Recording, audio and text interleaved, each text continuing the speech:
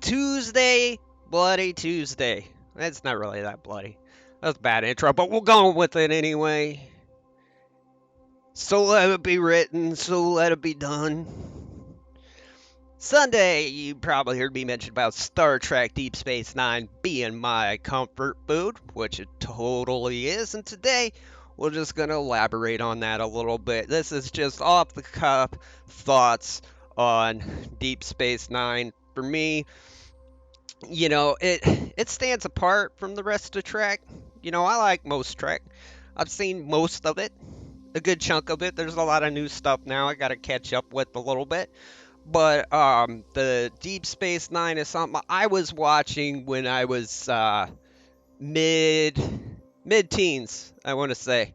I think I was like 12, 13 years old, and that show was on. I could really relate to the two younger characters, Jake Sisko and Nog. You know, that's how I saw. That was my introduction to a broader world of Star Trek. I had seen The Next Generation and I was entertained by it, but there is nobody I could really relate to on the show, because I was the slacker that watched Star Trek, which is so weird. And there's The Next Generation, and you're supposed to, relate to Wesley Crusher. And it's like, nothing against Will Wheaton.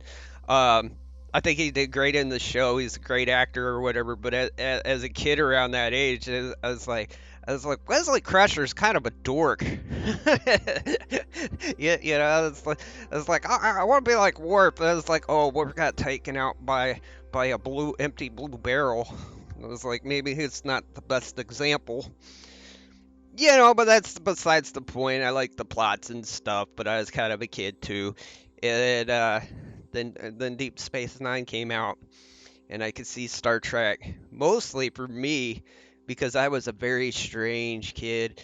I related to Nog. I saw, I was the kid that got banned from his friends because I was like too weird. Friends' moms wouldn't let them hang out with me because I'm kind of goofy.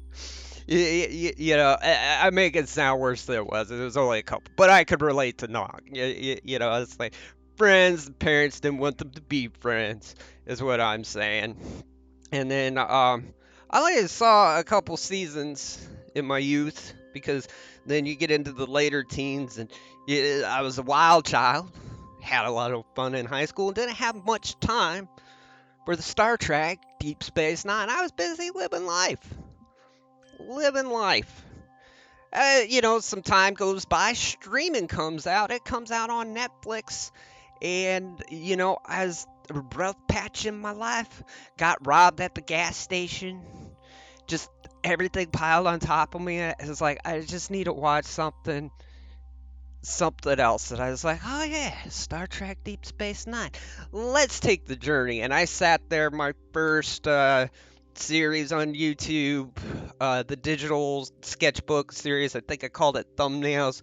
Most of that was just sat down, painting digitally, and listening to Star Trek Deep Space Nine and stopping to watch.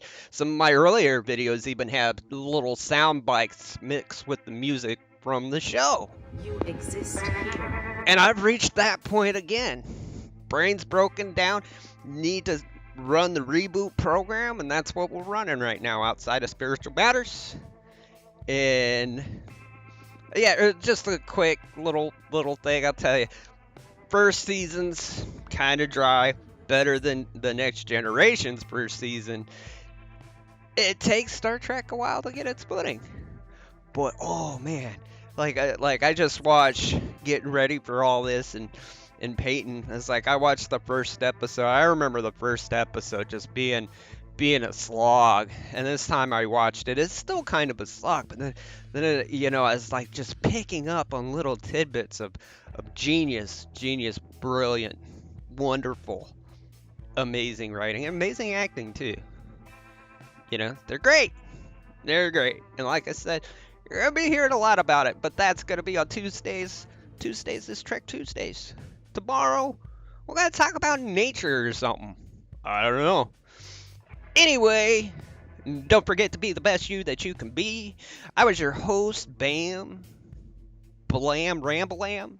What's yeah, of Bambalam Ramblam. Don't forget to hit the like, click the bell, and the subscribe button, and check out the gift shop on your way out.